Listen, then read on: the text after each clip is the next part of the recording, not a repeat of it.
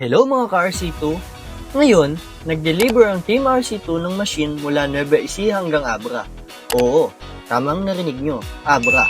Pero bago natin pag-usapan lahat ng yan, simulan muna natin sa problema. Alam nyo ba na isa sa pinakamalaking problema ng mga poultry owners ay ang tambak-tambak ng chicken manures? Ang nilalangaw at mabahong ipot ng manok. According sa research, ang ipot ng manok ay naglalabas ng ammonia na humahalo sa hangin na nagdudulot ng sakit pag ito'y nalalanghap natin. Pero sa tulong ni RC2, ang problema mo ay pwede natin gawing kita. Meet the RC2 rotating dryer machine. Ang papatay sa langaw at baho ng poultry mo.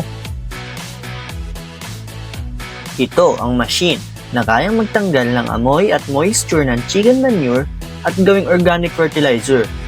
Mabilis, malinis, at efficient.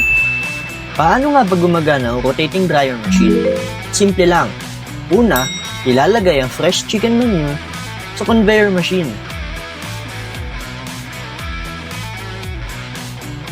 Susunod naman ay pinapainitan ito at pinapaikot sa loob ng drum para ito'y tanggalan ng moisture at amoy.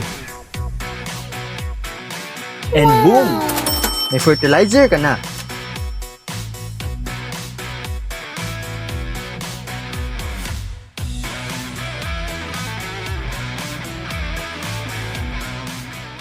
Ay kung tungkol dito po ma'am maganda. Dahil hindi lang sa maganda at nakakatulong pa sa karamihan. Lalong-lalo na sa aming mga magsasaka. Dahil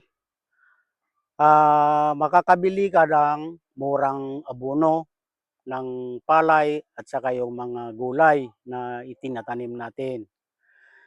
Kaya sa lahat ng mga may manukan dito sa Abra, pwede rin kayong magpagawa ng ganito, kagaya kay Paring Cesar sa Macabio, dito sa Barangay Siblong, Bukay. At maganda ito mga kakababayan, dahil hindi lang sa mga fertilizer kundi nakakatulong sa atin, lalo na sa kalusugan ng mga bata at tayong mga matatanda. Dahil wala kang makikitang langaw at amoy na masangsang. Kaya maganda mga kababayan. Kaya hangang-hanga ako dito sa makineryang ito. Salamat po. Kaya dito sa Abra, malaking tulong ang RC2 sa pagpapaganda ng waste management. Walang nilalangaw, walang nagrereklamo. Kaya ano pang hinihintay mo? Kontakin na ang RC2 and together, we make farming greener, cleaner, and better. Ako po si Nick at ito ang RC2. RC2 ang sandigan para sa makinaryang maaasahan.